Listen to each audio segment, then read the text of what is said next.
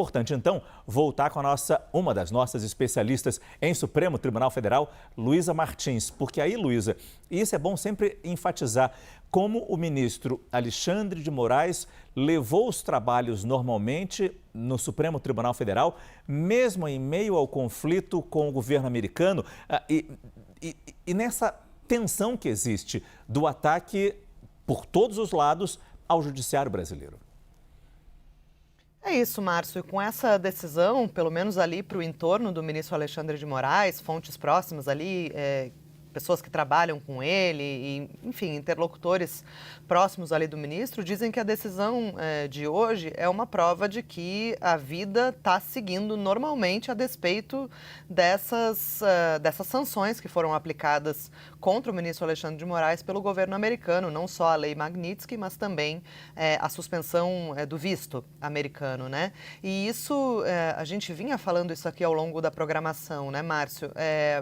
O ministro Alexandre de Moraes, ele inclusive rejeitou uma proposta que foi feita pelo presidente Lula de colocar a AGU à disposição do ministro, caso ele quisesse apresentar uma ação judicial em algum tribunal americano, entrar com um recurso contra essas sanções na justiça norte-americana, e o ministro disse que não queria fazer uso desse artifício, pelo menos nesse momento. O ministro entende que essas sanções, elas têm pouquíssimo impacto prático no seu cotidiano. Ele, desde antes mesmo de se tornarem sanções de verdade, quando ainda eram apenas ameaças por parte não só de Donald Trump, mas também do secretário de Estado americano Marco Rubio, Moraes já vinha minimizando o impacto dessas sanções, dizendo: eu não gosto de ir para os Estados Unidos, não costumo ir, o visto está vencido desde 2022 e não me preocupei em renovar. Então, ele já vinha minimizando, e depois que essas sanções se tornaram realidade, ele disse a alguns auxiliares, alguns interlocutores também,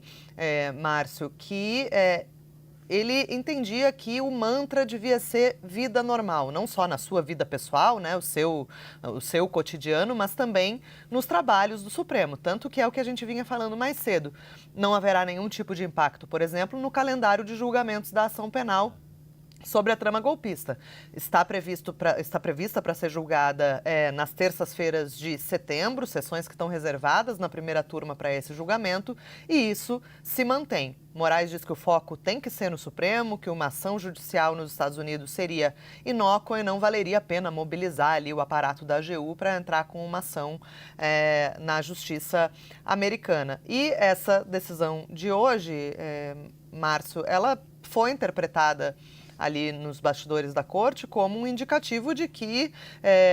o ministro Alexandre de Moraes segue aplicando o seu rigor habitual,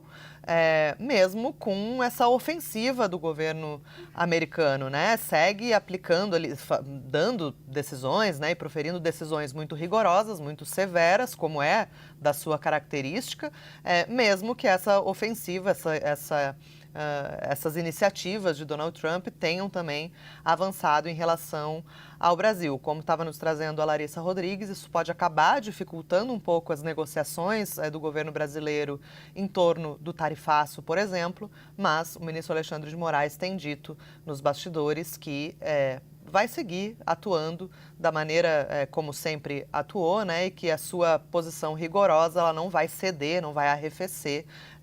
com a ofensiva ou qualquer iniciativa ou sanção por parte do governo americano. E como nós dissemos também ao longo dessa edição toda, né, Luísa, não é questão só do tarifaço, mas também a sanção, já que a questão política ganha uma força enorme no meio do tarifaço, outras sanções a outras autoridades brasileiras. Muito obrigado, Luísa Martins.